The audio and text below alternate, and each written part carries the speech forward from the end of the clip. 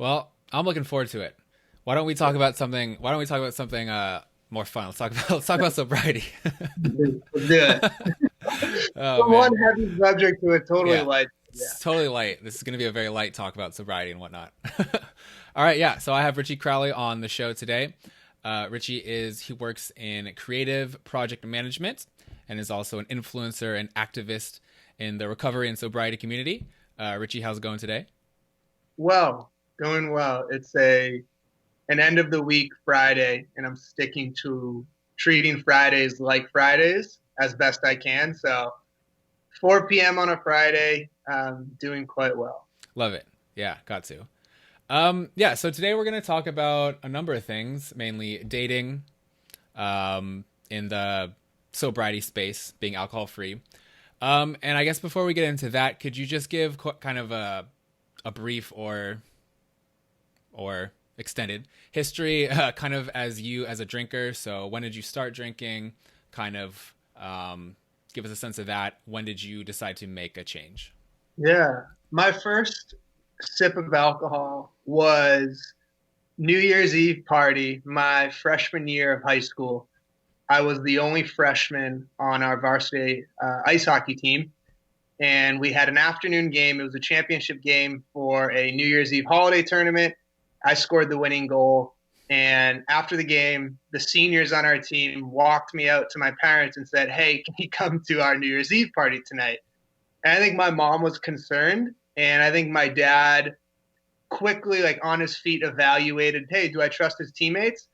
But part of him was also probably like kind of proud, like, hey, like this is my son's maturation process. He's the athlete. He scored the goal. He's gonna go to a party. Like this is step one. Let's see how he does. And I like casually drank through high school. Like I never had the fake ID. I never bought it, but was always like close to a friend and would go to the parties.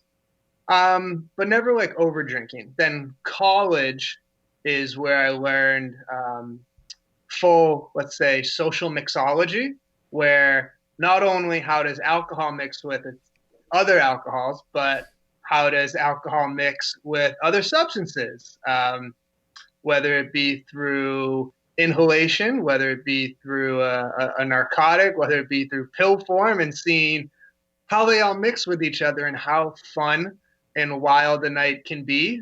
And the badge of honor, where like storytelling the next day, like, you won't believe the shit I did. You think you did something crazy. Well, check this out.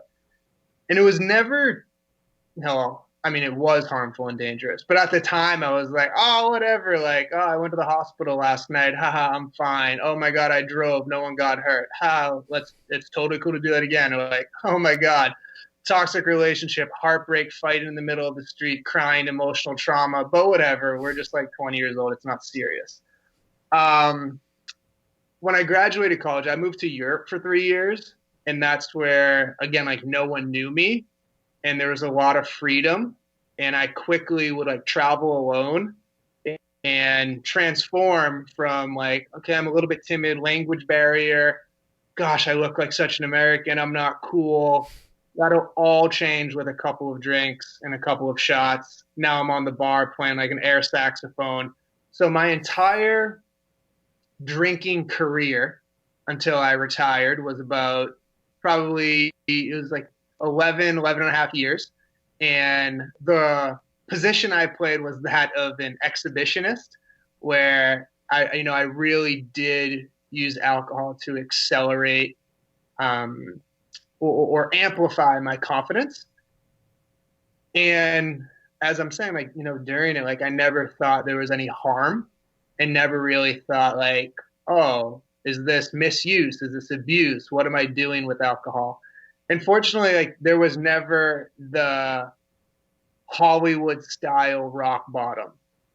And now, being approaching 3 years sober, that Hollywood style rock bottom is rare. Like I found a lot of other individuals like myself where it's like, oh yeah, those emotional traumas are serious. Like you were literally every time you drink potentially giving yourself like a little wound that would just scab over, and you don't realize it, but like you're full of all of these scars.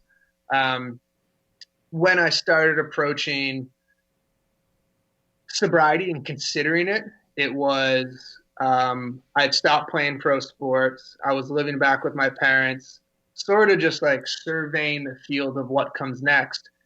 And I, tried like 4 times, like once in September, October, November, December. And each time would go about 2.5 weeks, feel good, put myself back in an environment, abstain for an hour, abstain for 2 hours, and just be like, I'll have one drink. Next thing you know, it's 2 a.m., shirtless, driving 100 miles an hour on a highway. Or I'm sleeping with someone who I know is engaged. And it's like, that may like, to your boys in a text chat, they'll like congratulate you, but it's like, that's really fucking shitty behavior. Like, that's really terrible human behavior. Or it's a friend goes to the hospital and then you're like, I should probably go home. And next thing you know, you don't go home for 2 days later. You miss a day of work and you lie to your boss and say your parents' garage is broken. So you have to stay at home for someone to come fix it so they don't break into the house. But you send that message at like 5 a.m. And there's like, oh, okay, yeah, definitely. Your parents' garage is broke at 5 a.m. and you're up, even though like work doesn't really start till 9:30. Sure. So it's like so much. There's like a magnifying glass we have on our past actions. And I've been able to see all of the bad stuff and danger that came with it. So, yeah, to sum it up, I was an exhibitionist, life of the party, like made it my goal to be the center of attention. I wanted every person in every room to know me, and I used alcohol to make my voice and presence louder. Well, thank you for sharing all that. Yeah, that I think is I guess not a story that everybody can relate to, but a lot of guys can relate to, right? Because there are a lot of rewards for being the center of attention, being kind of like the alpha male in the room, being very outgoing. And yeah, alcohol definitely helps with that. Yeah, so I think we'll definitely get into that more also. But before we do that, how did you kind of become like a voice in the sobriety space? And how has that did you get into that through your job? And could you also like describe what you do professionally? Yeah. Became a voice because the first year of being sober, I grew exhausted of having to explain myself every single time. I'm out with a new friend or a new friend group or someone checking in on me.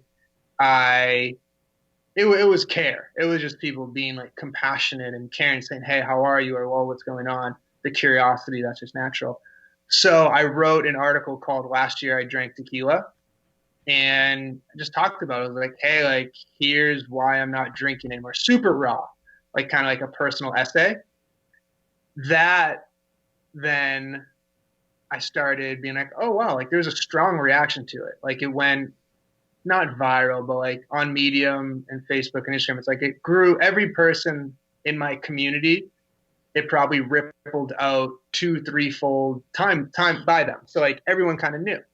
And I wrote again on the second year. And year 2 is where like it transitioned from like year 1 was like nail it. Year 2 was like start making amends, apologize, but do it with like confirmation that you feel bad, you're apologizing, you're making right, but what are you going to do to improve upon that? That's what year 2 was all about. And in the kind of past 18 months is I just started writing more about it. And I started like exploring the health sides of it, the marketing sides of it, the oppression that comes with alcohol, the way we talk about it in just conversation, like how unhealthy it actually is to be like, what a week, I just need a drink. Where like that in itself is transforming alcohol into this agent of escapism, even if you don't have like an issue with alcohol or dependency on it. It's still like, it's like, let's call it what it is. It's like, yeah, you're using that as a mechanism to de-stress rather than maybe investing in a different type of practice. And then realizing it's like, whoa, all these new like official health programs are saying like, we just can't even recommend alcohol. So like I started getting curious, setting up the Google alerts. When I started kind of like working more within the space, there was writing as one pillar. But last year I biked across the country solo. So I went from Boston to Los Angeles. And on that path, I stopped into Athletic Brewing in Connecticut and Well-Being Brewing in St. Louis. And that's when I started learning about like how non-alcoholic beer was like actually this like agent of health. I was like, whoa, like this is like a post-workout recovery drink if I have one of these after because of what's inside of it. And I was like, okay, cool. And I feel good on it. Wow, it's nice. Like I like the flavor of this. So I pivoted where like brands that I would do the creative project management work for. During that bike ride, I made a commitment to myself where it's like, hey, any brand I work on, it has to be like, I totally believe in it, but more like I believe it's doing good in the world. So you're probably only going to find me working within the non-alcoholic space, the meditation space, or like sustainable fabric clothing, like anything that's basically like anti-climate change or like anti-harm is where I want to invest my time. So I started, consulting and doing internal projects for non-alcoholic brands. From that, decided to be like, hey, no one's going to give me my own show. I'm going to make my own show, and started Off the Rocks to kind of just like work on video editing skills, communicate something I want. I wanted there to be like a young, fun dude that looked like a, high school or college athlete saying like, yeah, you don't need a drink. It's cool. And like, just like showing that it's still fun. But professionally, I opened like a small agency called Ricky, based off of kind of a switch of my name. And it's an umbrella of creative projects where like there's water bottle companies, non-alcoholic beer companies, music companies that I'll all go in, and every relationship starts with idea generation. What are we looking to do? And then do I have the skill set to do it? If so, let's form that agreement. If not, let's find someone who can do that and I can manage them on your behalf. And it's been fun. Like it's definitely been a lot, and like stress comes with it, but it's like I was actually writing on my phone earlier today how the title of next year's or year 3 soberversary piece is going to be called Sobriety is My Superpower, or a version of it. And I tell the story how 3 years ago, I was sitting in the library at MIT in Boston, Cambridge, with my, at the time, co-founder. And we were working on online groups for individuals recovering from substance abuse. And it was supposed to spear everything from alcohol, narcotics, NA, AA replacements, and do all that virtually. So there's, a bit, so easier to get to, a bit more accessible. And I was prepping for an investor conversation I was supposed to have the next week. And we somehow got to the question in role play where she's like, okay, why you? Why should I invest in you? And I hit on like my big talking points. I'm like, okay, Ivy League double major, former captain of Team America, pro athlete, like the shit that like these investors are just gonna like eat up and be like, oh, a young buck, let's give him money. And I was like, and this is personal to me because as someone who does not drink and is in recovery, and she's like, no, don't say that. She's like, they do not need to know that. Like that's a perceived weakness. They're gonna see instability. And I was like, oh shit, like I'm not supposed to tell anyone about this. And coming full circle now where not only do I fortunate to sustain myself or earn income from companies that are building products specifically for an individual who doesn't drink, but so much has come from sobriety where, hey, I have better sleep. I have less time wasted. I have more creative energy. I feel more alert. Like I was like, I'm a fucking great employee now. And at the time I was like, that's exactly why they should have invested in me. I got a little off track. No. Yeah. On the professional side of things, like sobriety has totally changed where, at first it was like a mental health, physical health motive. And now, I feel my mental health is in a pretty stable place, and so is my physical health. And it's like habit. It's like breathing. But I'm starting to see like why else is sobriety super worth it? And it's like for my personal relationships, but also like professionally. I'm 29. Like I got energy right now. Let me do all the things I want to do. Wouldn't happen without sobriety. I would have just kept like deferring any of these dreams and not learn and like continue to put myself in challenging situations. So I like lean on sobriety like to motivate me to keep doing it. It's like, yeah, but it's not like that. I'm just in a different place with it where like I'm just so like secure, where I'm able to see all these other roots that have grown from this tree of sobriety. Yeah, and congratulations on your sobriety. I forgot to say that. Yeah, 3 years, awesome. Thank Yeah. you. And I think, yeah, I think definitely amongst millennials in particular, we're definitely seeing sobriety becoming cooler, right? And more mainstream and not just, yeah, not something that you have to hide, right? Being your best self at all times is cool as a millennial, especially in these Yeah. times. Yeah. For sure. Shifting the conversation a little bit. So you mentioned how it improved your life professionally. So, alcohol, dating, sex tend to always kind of go together, right? And I feel that, high school and college, you drink a lot. A lot of our like first kind of like sexual experiences you might be intoxicated for.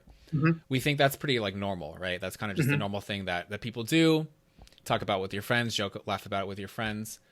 Not realizing that maybe that's not like the greatest thing. Like maybe that's not the way. So comparing, I guess, that to your dating life now, like how have things changed for you? That's a big question. Yeah. I'll start by the words just, I think they sound good too. But when I drank, I was afraid of sober sex. Like I was mostly from a performance side, and secondly from a my truth was that most of my encounters or sexual relationships were conquests, and I didn't actually have any desire to form any type of meaningful relationship with that person. It was truly like so selfish and just be like, hey, I want to feel good. I don't care about your pleasure. This is about me. Okay, see ya. Yeah, thanks. I don't care how you get home. Like super shitty behavior. Um, Sobriety. The person I'm in a relationship now is also sober, and the 4 months leading up to getting sober, when like every 2 weeks I kind of just crashed, and the 4.5 months after sustaining sobriety, that 9 month period is when me and this person started in conversation. And it was the first person that like I was talking about meditation with, and not talking about Venmoing someone for cocaine that like I was in a relationship with, and being like, oh, what are we doing tonight? And it was like a long distance texting type relationship. And that was helpful. It's like the first person that kind of like got to meet me without alcohol and see like who I am. I was like, okay, cool. I have a bit of an artist in me. Like I'm a creative. I'm actually not this like startup Boston dude who like rides the T with his backpack and like goes out for happy hours and like all this shit. Dating, because during that time too, I also was still like, dating and like seeing people, introducing myself. And I totally was just like, I kind of like lost interest in it because I was just like, yeah, like if I have all this new time, for the first time in my life, the opportunity that I can invest it in is like totally myself. And I started doing that. Like it, in a way, I was living with my parents. I kind of like started dating my mom in a weird way. So I was like, hey, like, do you want to like go on a walk with me? Or like, do you want to go to this movie? Or like, do you want to go to this vegan restaurant? And like with my dad, like dating him, being like, you want to go on a bike ride? It was like, it was cool. And I felt so foolish for having taken advantage of that my entire life. And like always thinking I should escape my parents to go drink with my friends to have the same outcomes every single night. And relationship wise, yeah, like it felt freeing to not have to lie, and lie being like deceiving, I think is a better word for it. Like I was a deceptionist where being like, yeah, the smile and these questions, I really don't give a shit about you, but I'll buy you drinks and like hang out just because I want to sleep with you tonight. And no, we're not talking after this. Oh yeah, like it was deception at its finest. And like alcohol in a way was deceptive as well because it introduced me to all these people as this lively wild card. Like, holy shit, he's, probably has that sign up in his house that's like, I want to arrive to the grave, like drink in hand, like screaming, woo. And it's like, hey, that's what I look like. But as sobriety has kind of like dusted the dirt off me, like I'm an introvert, I don't want to be the center of attention out every night. I have the ability to like turn it on for like certain professional type things, but like I like sitting back and like kind of being low key. So yeah, there was with sobriety has removed any of this deception, and it's a powerful word. I know deception has been used throughout history in some really horrible places, so I don't use the word lightly. But it was it was deceptive and caused a lot of like emotional traumas and emotional strains um, during the time. And now being sober with it, it's like there's so much intention. You can't lie, you can't deceive. It's like we have like, I don't know, the sense of like observation when you're sober and in a sober relationship where it's like you see shit, you see everything, you see the eye roll, you see the stress, you feel it come up. So you can't really escape it, and that forces you to confront it and not let it fester, which is where growth happens. Yeah. And it is just great and empowering to just show up as your best self and as yourself in social situations, and it's great for me. It's been great to see, yeah, just how the confidence like grows, because you think, oh, I can't be in a bar sober. I can't be in a club sober. I can't be on a date sober. I can't even be around my friends, at a hangout sober. Mm-hmm. And then you do it and you're like, oh, this is great. Like I'm actually pretty fun. Right. Yeah. So that for me, that has been very enlightening to see, but still, I think there's always probably going to be a little bit of anxiety when first going sober, mm-hmm. and combining that with starting to date, right? So like you go out on a first date, you're like, what is this person going to say? Is this person going to judge me? Am I going to make them uncomfortable? Are they going to find the fact that I don't drink confronting to them? So what was that kind of transition period like for you? The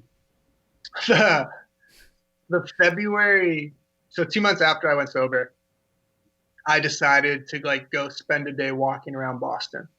I took the train in, was going to meet up with some friends, and, went out to brunch with them. And I got a ginger ale and they got tequila and ginger or whiskey gingers.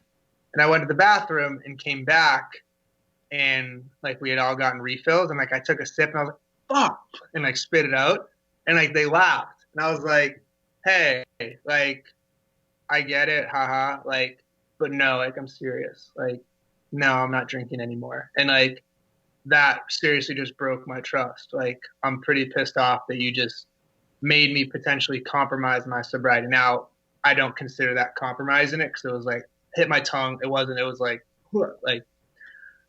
And after that, like there was like a tight group of friends. Like it kind of they understood. And from then on, every time I was going to hang out with someone, I just like made it very clear, like, hey, I'm not going to go to dinner with you tomorrow night because I don't want to be in a bar.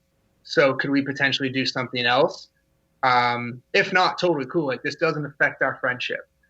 And it was navigating that became tough, because rejection of alcohol to those you used to drink with feels like a rejection of them, or a judgment on the decision for them to continue engaging in their drinking pattern. And it's not. It's like yeah, like I just want you to be safe. Like, sure, go drink. That's your decision. Like, I do kind of draw a line where I'll be like, yeah, like, no, you're not driving. Like, I'm sober, I'll drive. I'm driving your car. Like, we're good. Drink all you want, have fun. I'll take care of you, type thing. Um, I don't let friends do cocaine anymore just because I'm like, no, that shit. It's just like you can't do that. Like, I'm not dealing with that.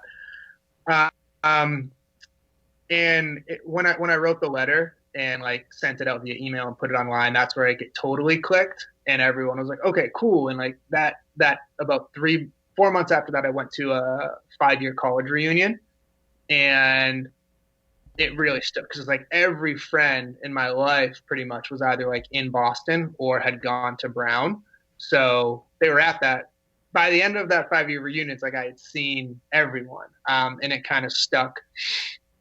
But yeah, I probably didn't do the best job communicating it to my friends either. And again, like that magnifying glass is like, dude, it would have been so easy. Just like send them a text day one and be like, hey, here's what I'm thinking. Here's what's going on. I'm going to stop drinking. Here's exactly why. Here's what I need from you. And like confirm it from the jump. Like, yo, this has nothing to do with you. Nothing at all. Like nothing to do with you. I still want to hang out with you. I just need your help for me. Every time we go out, don't let me drink. And like, what's been cool is some friends did take that. Like they like kind of became like my protectors out, where we'd go out, they'd go straight to the bar, tell me to go get a table, and come back with a beer and a ginger ale, as if to be like, hey, I'm not even gonna let you go near that bar. And I was like, overprotective, but damn it, I love it. You're sticking with me. You're in the wedding. Um, so yeah, I regret not having like more courage and ownership of like how I communicated it to friends. Part of it, I think, was like a fear. Hey, are they going to like use the lazy words that athlete men call each other when they do something that they disagree with that has nothing to do with what that word actually is and describes in the English language dictionary? Um, and I wish I wish I had done that better, because in hindsight, it's like so easy. Just like, no, I don't drink. Here's why. Okay. So Yeah. And going into like a dating situation, have you dated being sober? Have you dated people that were still drinking? Was there ever like a moment of like conflict there? Like, and I guess for people listening to, like, what would be the particular challenges that might arise in a situation like that? Hmm.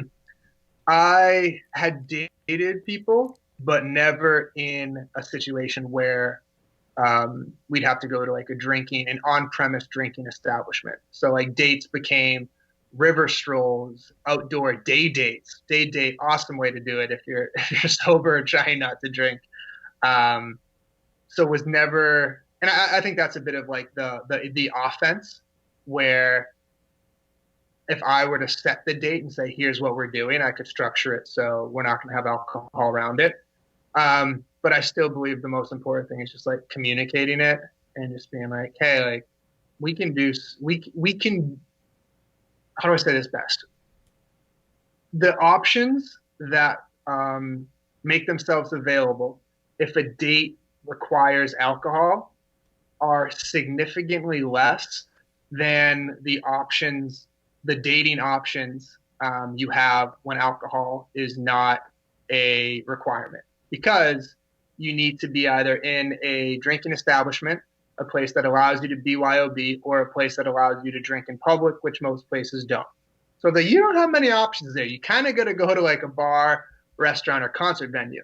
Now over here, drinking, not drinking type dates, you can do anything in the world. There's nothing in the world, to my knowledge, that you are prohibited from doing if you say, no, I'm not going to drink. Like, you're not denied entry anywhere because you're saying, hey, I'm not going to drink.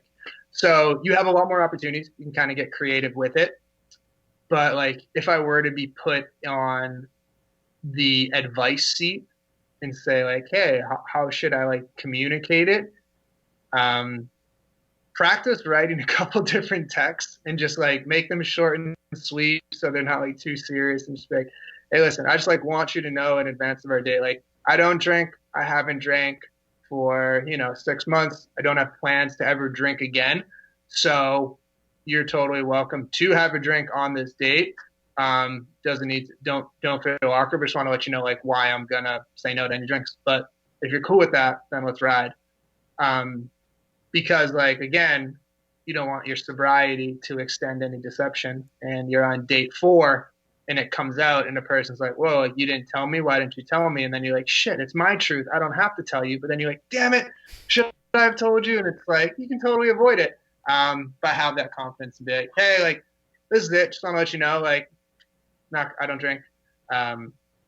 It's easy to say that too, like 3 years into sobriety, like, because like if you're someone who's about to go on your first date 3 weeks into sobriety and we're in a fucking pandemic, there's a lot of stress. So honestly, like if someone were truly listening to want advice, I'd be like, DM me and I will structure a message with you to communicate to that person, because I do. I think it's an important thing to communicate, just so you protect yourself too.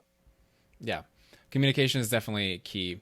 Do you think that somebody who is sober can be in a relationship with somebody who is still drinking, potentially? Yes. But I think that person would have to be like a super disciplined, casual, non-problematic drinker who never approaches misuse, never mind use disorder. It's like they're one glass of wine, they turn it off. They're one beer watching a football game on Sunday afternoon and they're done. Like there's never, because if it gets to the point where that person gets drunk, it could really suck. Like I have a difficult time being around drunk people still. Like I leave the party, you know, and it's like, you know, when the drunk is coming, yeah, and you're like, I can feel it. Like it's like a wave that the whole entire party's about to like, everyone's on that drink that switches them to drunk. That's when I'm like, I'm out. I just like, I can't be around that. So if someone, yeah, I mean, yes, anything can exist. Yeah. And I would give a lot of like kudos and admiration to someone who is making that work. But I personally know that I wouldn't really be able to be in a relationship with someone who wasn't an extremely, extremely disciplined drinker. And to give kind of an example is like, so my partner is in a band with my best friend. And I've been best friends with him for 10 years, been in my relationship for like 2.5 years. Now, her and I don't drink. She hasn't drank for probably like 6 or 7 years. I haven't drank for about 3 years. He still drinks. He doesn't identify as sober, but my guy has never brought alcohol into our house. And it's like he has this insane discipline where he's like, yeah, I don't need alcohol. Like I'm not craving alcohol. I think we might have been at like a club a year and a half ago after a show, and like he had like half of like a vodka water. And it's like, you know, but he has the ability to take 2 sips and literally leave it there and not care and not have like that mindset of like, fuck it, I paid $8 for that drink. I'm getting that last drop. I'm letting the ice melt just in case it brings more vodka into my body. It's like, no, it doesn't hit him. So someone like that, yeah, could totally be in a relationship with a person like him. But that's very unique. Like, I admire people who can do that. Right? He can do it for food, does it for fitness. It's crazy, like the discipline he has for lifestyle and habit. So it's good to have a person like that in the house, because he's not like even if we have people over, he's like, yo, you got any of your non-alcoholic beer? Or, like, can you mix up any of those mocktails? He's like, I love them. And I'm like, okay, cool. Like that's what you want in like a friend and someone who's going to be like super close to you. Yeah. Yeah. And non-alcoholic beer, like you were saying earlier, is amazing. Like just for anyone listening, you know, it's the best. Try it. Maybe not Heineken Zero. Heineken Zero is a little bland. Okay. But yeah. I drink a lot of it. I drink a ton of it. My mind changed on Heineken Zero. One of the last things I did in LA was a friend wanted to bike to San Diego. So we got up, we left at 6 a.m. It's like 137 miles by bike. We got in around like 6 p.m. and we were going to take a train back. Train wasn't leaving for 2 hours. So we went to I think it's called like Old San Diego or Historic San Diego. Got landed on I never usually get both of these, but vegan and non-alcoholic offerings on a menu. We found a Wow. Mexican joint that had that, and they fed me a couple Heineken 0.0, and it's like ice cold Heineken 0.0 after a long day of biking. Like it was probably the environment, but tasted incredible. But yeah, like non-alcoholic products they're getting really good. Yeah. And like at first, anyone I tasted, I was like, I love it. It's the best thing ever. But now having like, purchased anytime I like see a new brand, I'll be like, yeah, like I'll spend $20 to try your beer or your spirit. There's starting to be like separation within the category. I'm like, hey, like that beer sucks, or like that spirit sucks. But hey, that one you did is awesome. And it's cool. It's cool to start seeing that. I really love seeing all my friends who will send me like a picture of them trying a non-alcoholic beer that I've like shared about or had on the show. And I'm just like, that's so cool. Like you're someone who we used to be up at 4 a.m. every Saturday night, shotgunning, doing drugs together. And now 10 years later, you're texting me that you still as someone who drinks and, will have the champagne at the wedding, but you're texting me on a Sunday saying that you're drinking non-alcoholic beer during football because you have travel coming up, you have a big week of work, you have a massive opportunity, and you're just like, yeah, I just kind of feel like shit when I drink. I'm just like, that's so cool. Like that's a culture shift. Like that's such a normalization of not drinking.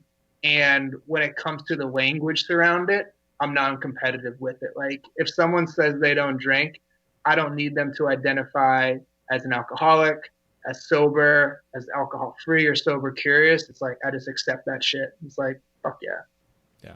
And it's good to see how, like you said, like positivity is contagious, right? And how like I'm people, again, I'm all about choice. People can do what they want, but I think the decision to go sober, get control of your drinking, whatever, is positive, right? And it's good to see how that can be contagious for people, how that rubs off on your friends and really like brings out kind of the best in people. And yeah, like you should never doubt your friends too much, I feel, because I've had the same experience where I've had a lot of support and people who I thought would be, making fun of me, calling me names have actually like really supported me like in this, and I guess in this process. So yeah, that's been really good. If I can piggyback onto that, Yeah. I think I've also been surprised at how many people truly do take note and see it. A lot more people than you'll ever think will read something that you write about it, will listen to something when you're talking about it, because it's rare that like, it's like, hey, how many real life sober people do you know? And it's like people might be like counting on a hand, like, oh, I think I know like 3. Yeah. But chances are they probably know a lot more. It's just some people might not be public about it. But there's a lot of reach. So for your podcast, for when you're on Amanda's panel, or if you're doing something with Club Soda, if you write something, you have a show, you post something, it's like people remember that and they notice it. And it might come up 2 years later, and it's that community part, like never doubt your friends, but also I'd say like never underestimate, like I don't want to say like never underestimate your impact, as if I'm like writing a band for the house, but it's like the reach is real, and you'll get a phone call from someone you haven't talked to in 10 years because they'll be like, hey, I heard you say you don't drink anymore. I just kind of want to talk about it. Do you have 5 minutes? And I'm like, yeah, of course. Call me right now. Yeah. And it's great to see how your, relationships can improve because of that. If I could ask you if you'd be willing to share, how has your relationship flourished in the sober space? Well, I guess this relationship, you've always been sober, but how has that been, I guess, better than past relationships because of it? It was founded on something much more stable. So like past relationships, we either met when yeah, we all met when drinking. It's like the first common denominator we had was alcohol or drug use, and that was a bonding agent.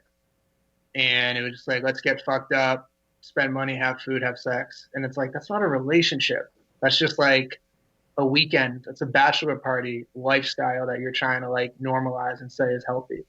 So how we founded this relationship, like what it was built upon was like conversation and like getting to each other and realizing that we liked who the other person was as a human. Then having this alignment on how we like to spend our free time and just the amount of free time that we then have to try different things. Because if in a sober relationship, Friday night, all day Saturday, and all day Sunday are open windows of time that you can access, you got to fill them up. Like life can be boring. You realize how much time we actually have allotted in a waking day with getting great sleep. Like you have 16 hours on a Saturday or Sunday. How are you going to spend that time? You can't just spend it watching Netflix. It's like, cool, you're going to pick up a new hobby. You're going to build something. You're going to thrift something. You're going to go on a bike ride. So my partner and I started liking what the other person was introducing. Like I introduced her to biking. She introduced me more to music, yoga, and meditation. So we started making this relationship on like common denominators that are super healthy. From a communication side of point, I never had good communication in a relationship. I was very like, I loved myself through the eyes of my partner. So if my girlfriend or partner at the time was like super into me, I loved myself. But we get in a drunk fight and break up the next day, like I'm depressed, like straight up depressed. And the compound effects of that for years of like going through that is like traumatic. And it's like each depression gets a little bit worse and a little bit worse. And then it becomes like the dangerous thoughts of self-harm. And you're just like, shit, I don't know, maybe, and you never think like, hey, I should fix this whole thing about every time she dumps me, I feel like shit about myself. This relationship doesn't have that. Like we're very clear on it. Like, hey, me, like you have to love yourself. Like, no, I will not allow you to love yourself through my eyes. It's like, I will, like, even things such as like the language we use, like, I admire you and I'm proud of myself, all types of languages to reinforce that, we are our own best friend. Like we are our own top priority. I think I learned that a bit from her, especially she introduced me to meditation, and in meditation has introduced me to Thich Nhat Hanh. I'm probably butchering his name, but he's a Vietnamese monk, and he has a book called The Miracle of Mindfulness, which is a series of letters that he wrote. And towards the end, it talks about like a teacher saying like, hey, you watch my back and I'll watch your back, and that way we'll both be safe. And then the student replies back and is like, you know what, why don't you watch your space and I'll watch my space, so that way we don't have to have two top priorities, because if we both can make sure we're both equally safe ourselves, then we're going to be safer. And it's very similar to like in recovery when people are like, listen, clean your side of the street, so my partner keeps her shit clean and in order, and I keep my shit clean and in order. We're bringing our best selves to that. Yes, we'll help each other out when we have hardships and troubles. But yeah, building a relationship on shared interests that are not harmful to the body, and improving like communication, confronting things has been key, because I never had that. I never had the courage to like tell someone I wasn't feeling my love being reciprocated, because my fear was that they're going to be like, all right, fuck it, then we're done. And I was like, no, I can't afford to lose you. And I don't have that fear, because now, no, I don't want to lose my partner, but I know I'd be okay. And that can sound like a risky statement to make, but I think it's super important. It's like, because if I'm at that place where I know I'm good alone, it removes any dependency that I have on a partner, and it makes it a complete choice that I opt in into every day, and that's big for me. That's really interesting what you're saying. Because this idea of like, bringing your best self into the relationship, because I think what drinking and substance abuse does is, not to say that people who do that are inherently selfish, but I think it definitely makes you more selfish, right? Like it's harder to empathize with people. It's harder to read people's body language. I've been studying about how it actually shuts down the parts of your brain that are meant to do that stuff, that are meant to be able to recognize emotions and relate to other people. So I think, yeah, when you come into a relationship sober, it's like you're obviously going to be more empathetic, right? Because your brain will be working better. And I feel like I'm trying to get at a thought here. And yeah, you're just able to kind of bring your best self and not like blame the other person Mm. for what could be the problem, right? So even though it's I don't know, I don't really know what I'm trying to get at. I guess it's just like a more positive. You're able to focus positively on yourself when you are sober in a relationship. If That was kind of muddled thinking, but I Yeah, guess. but what I kind of heard there is like this responsibility and accountability that you bring to a relationship where when you make the decision to go sober, that is an act of accountability. That is a decision to be responsible for yourself. And yeah, that's a muscle that like you're exercising every day where like you're slowly taking more and more accountability and control over your life. Like there's less excuses, there's less like, oh, I was drunk. Like that's a great out for so many things in life. Like, yeah, I was drunk, I didn't mean it. It's like, what? And you don't have that anymore. You did mean it. Whatever you thought or you said, you did mean. So the less excuses, the more accountability, the more personal responsibility. I think that, it's maybe not as like addressed as a strength of a relationship, but as you bring it up, I'm like just sitting here quickly and like the first minute of like hearing it, I'm like, yeah, like it's probably true. Like I think that's in our relationship, I'm probably preaching that a lot with action, if not even words. Yeah, yeah, definitely. Getting down to the nitty gritty here, because we talked a little bit earlier about alcohol and sex. Drunk sex, you think that that's the way to go. That's what you know. A lot of people can't imagine their sex life without alcohol, right?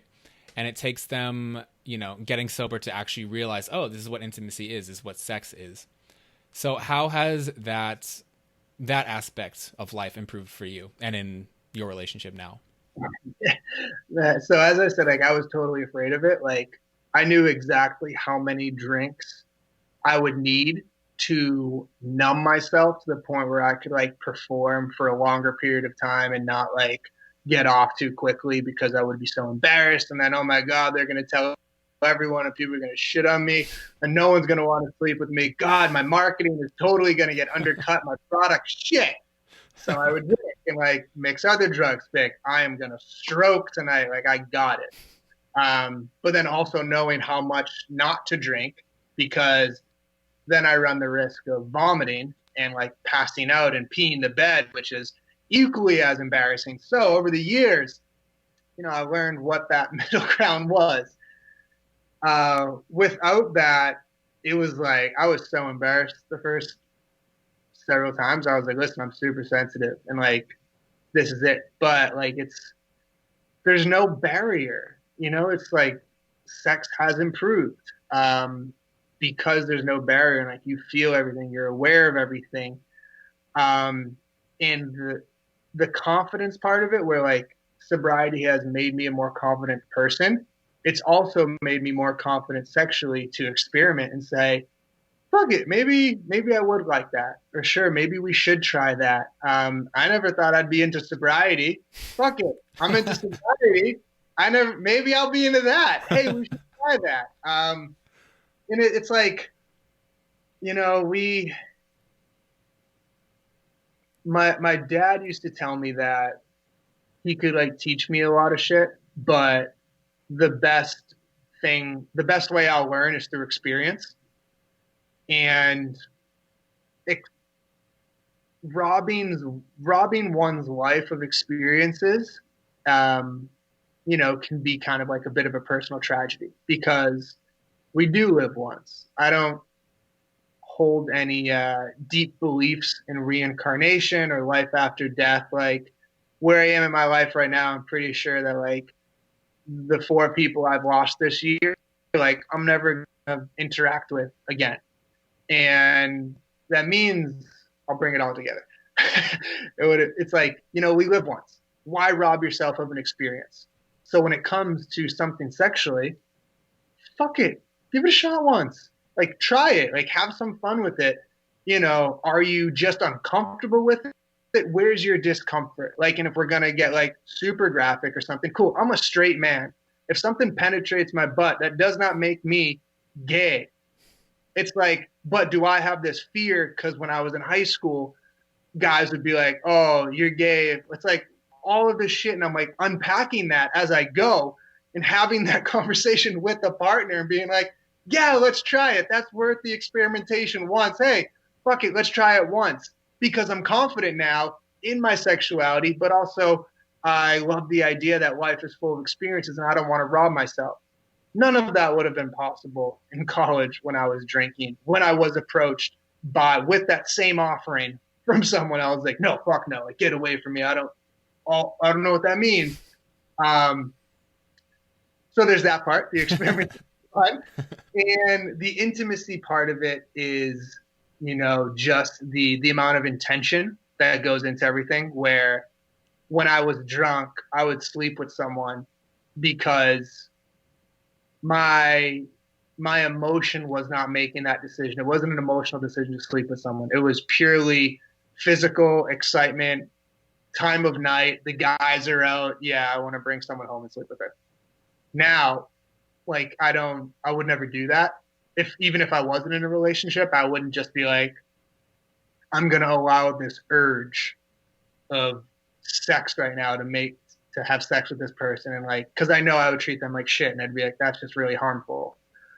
So managing urges, wow, that's a pretty big thing when you're talking about sobriety too, because you still have an urge to drink, but you know how to manage that. Let's repurpose that tool and do that potentially here. So like a lot of things have come from it.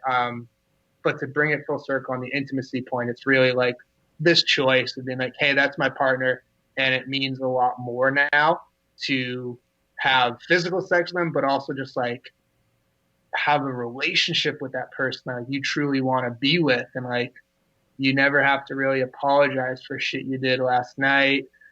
Less conflict, confronting everything. It's pretty awesome. Highly recommend. Strong Yelp review, sober relationship.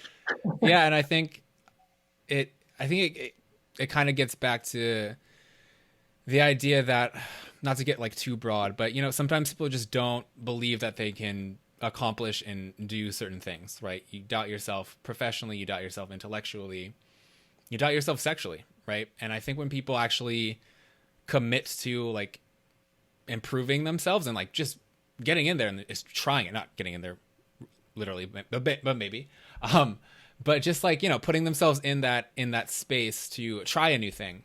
I think we can find that we are so much more adaptable and so much able to expand and improve. But we have to like give ourselves that opportunity. And I was definitely somebody, you're talking about how like in college, I was definitely doing the math in my head. I've had 6 drinks. Okay. So if I have one more, that might be too much. Like maybe I won't be able to do it. But how do I feel like, right? Like doing that math always. And it's like so ridiculous. Like, it definitely is not sustainable. And there's just always like a better way. Mm-hmm. Right. So I think there's just such value in just like putting yourself in that space to, like be challenged by whatever is going to come, but really just being there. Right. And seeing how much we can improve. Again, muddled thoughts, but yeah, that's how I kind of feel about that part of it. Wrapping things up here. We are kind of are we good on time? Yeah, totally. Okay. Wrapping things up. We are in a strange situation now, right?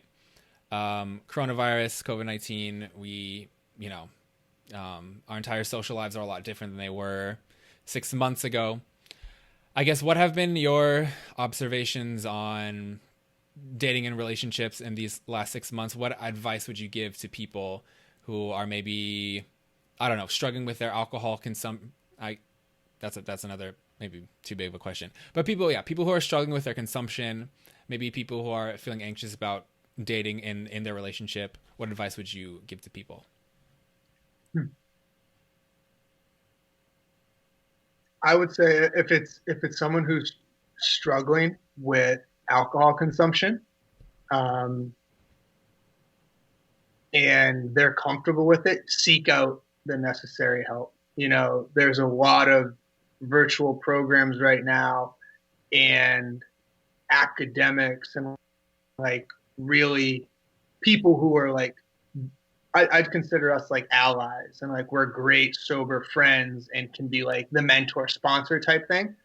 But it's like if someone truly needs like that restart, it's like now's a great time to do it. You're in the comfort and privacy of your own home. Lean into that. If it's someone who has like just a bit of curiosity with it, I think a great starting point is like taking some of those like 30-day challenges and like sober October's coming up and be like, fuck it. Because it gives you a great excuse to tell people why you're not drinking. You're just like, oh, I'm trying this out. It's kind of cool. Like create an excuse if you're not confident enough to say like, yeah, I just think I want to drink a little bit less. Like lean on something like that. Whew, relationships. Like, I want to say really bold stuff, which is like, I think this is like the ultimate pause that like we've been indoors since March. It's 6 going on 7 months. 30 million people have been unemployed, other individuals furloughed. Like our entire nation, if not the world, has had months now to be like, okay, do I like the life I'm living right now? Like, do I like where I am?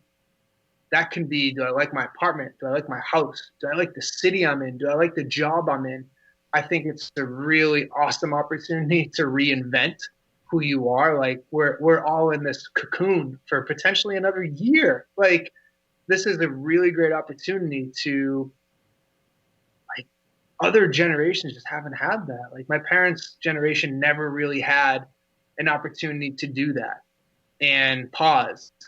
And it's like, no, just take a day. Don't just take some serious time and look at it and like make like the pros and cons list and be like, okay, what is everything I do? Go through your budget, look at where you spend your money and say like, do I get joy out of all that stuff? Create the blueprint for how you totally want to live the rest of your life. Specific to dating and relationships, it'd be tough. Like I think I have friends who are like trying to date during it, and it's just fucking hard. Like it's because in an interesting way though, you kind of every relationship could be kind of like starting like a sober relationship where like it starts with a lot of conversation. It's not like you're not meeting someone out at a bar and going home and getting laid. It's super dangerous to kiss a stranger right now. Like straight up, you could die from kissing a stranger, as dark as that is. So, like all signs point to increasing that human experience, using conversation to cultivate intimacy. But yeah, my biggest thing is just like, use this as an opportunity to totally reevaluate everything. Like, fuck, throw it all up. Make everything something that you're willing to get rid of. Not just like, oh, I love that, I love this. No, everything is potential to get fired from your life. Fuck, I just used that word. Damn, I don't want to say fired because I feel like I'm like a president reality TV show, but it's like, okay, everything here can be recycled or thrown in the trash. Like none of it defines you. Like reinvention, let's do it. Innovate your life. And with that, maybe see if like alcohol is probably on that board. It better be on that board. Everything's on that board. make sticky notes, like make it fun and just be like, cool. Cause like that's what it took for me. Like I literally printed out these little pieces of paper and every day was like writing a checklist of what I want to do that day. And then I'd catch them. And like every week I'd study and I'd be like, okay, cool.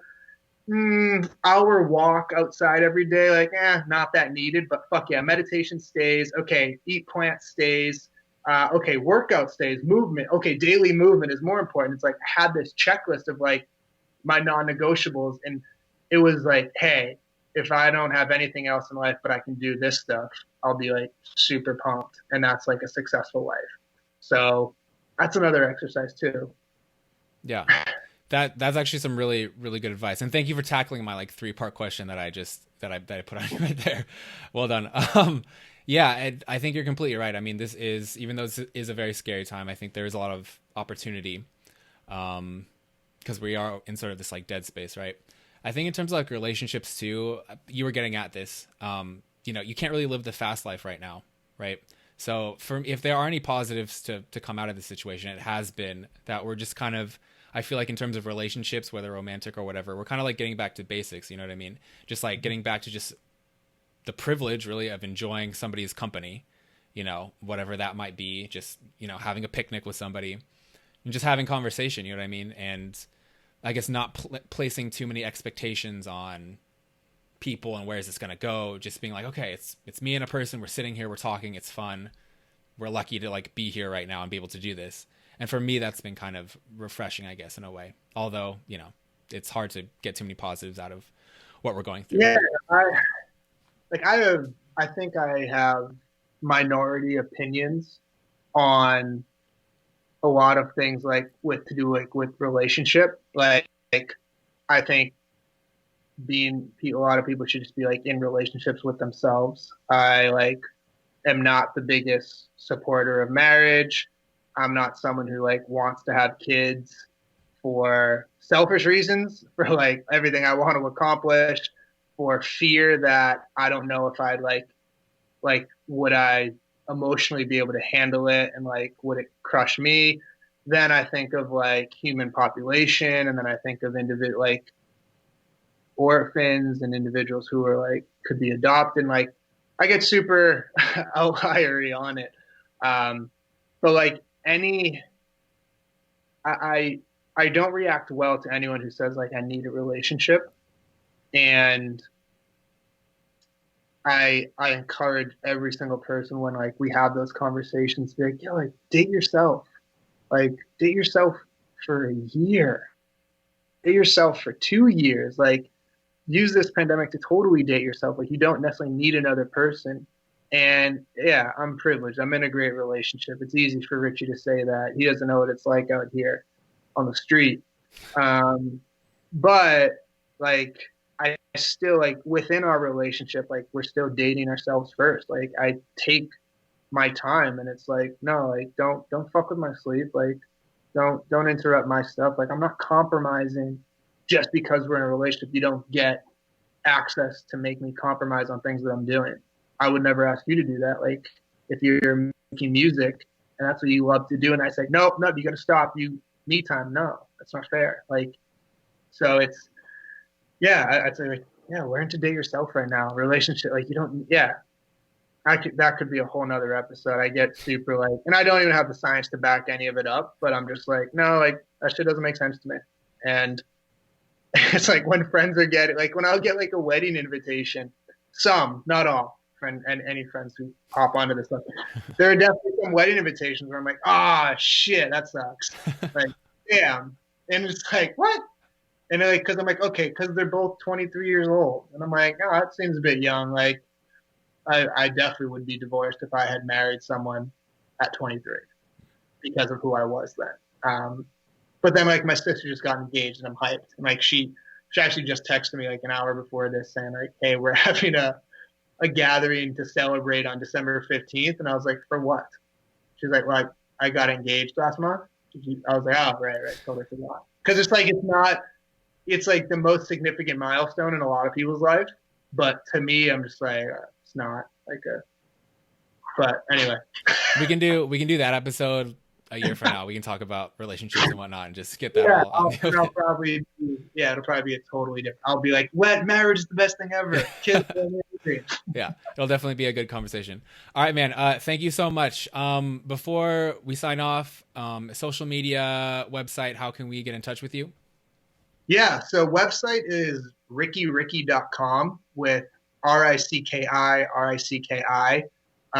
But honestly, if you just type in Ricky Tickles to Google, Rickieticklez, everything should come up. Like I made it so like YouTube, Medium, Twitter, Facebook, Instagram is all Ricky Tickles out. And so is the website. It's just like the SEO works because no one else is writing SEO on the internet anywhere. So it's great. It's SEO hack.